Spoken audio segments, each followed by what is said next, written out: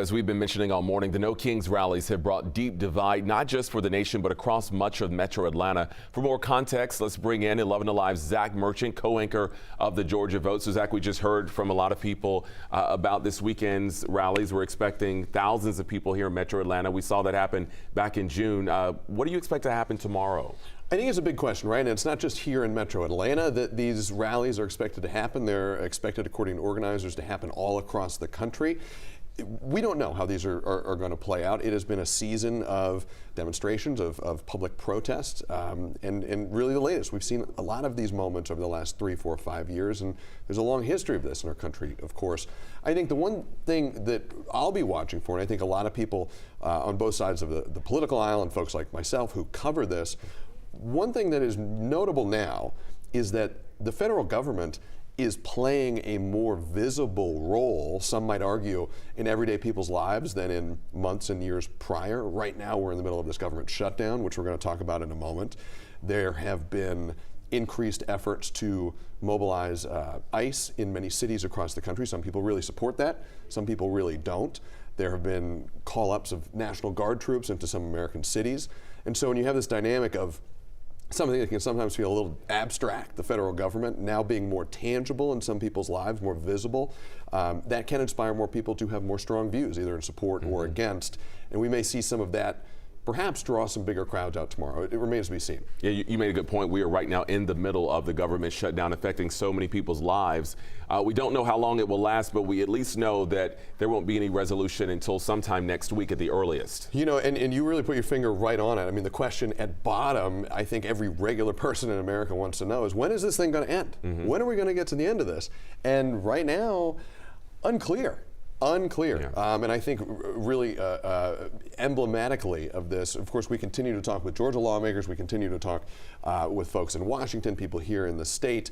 We've got a piece, we're reporting out right now that's going to air tonight. We're going to have more on it over the weekend. Most recent round of conversations with Georgia politicians, Republicans and Democrats. Republicans say that they want Democrats to pass this, they call it the clean CR, the continuing resolution so many people have heard so much about. It's the stopgap funding measure. Democrats want to see an extension of Affordable Care Act subsidies, more health care spending. Two camps really entrenched, a lot of gap in between them. We talked to a Republican in Congress and said, hey, is there anything you're willing to compromise on? And I'm paraphrasing a little bit, but what he said was, hey, the CR is a compromise. We have already compromised. Asked a Democrat who was the chair, state party chair here in Georgia, said, hey, is there anything you're willing to compromise on? Democrats are willing to compromise on this health care proposal. And he said effectively, that is the compromise.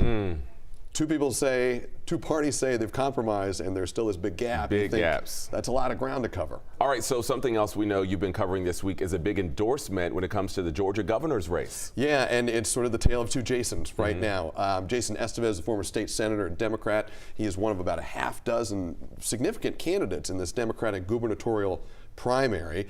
He picked up the endorsement of Jason Carter. Jason Carter, of course, many Georgians will remember, many Georgians know him, not just from his own time in state politics. He was a state legislator who ran for governor himself back in 2014.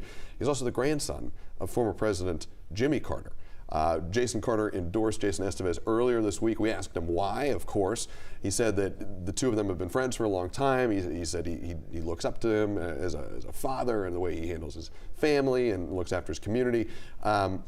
But we also talked with Jason Carter about the year that he has been on. His family lost their patriarch in President Jimmy Carter. We asked him why he decided not to run for governor himself this year, because he was rumored to be a candidate. Jason Carter obviously now endorsing Jason Estevez. You can hear why he decided not to run coming up this weekend. Yeah, but he also says he's not ruling out politics for the long run. Not ruling it out. Which I thought was interesting. Yeah, it's rare to see him close the door entirely. You never want to close the door. Well, Zach, we appreciate you. Always have the scoop.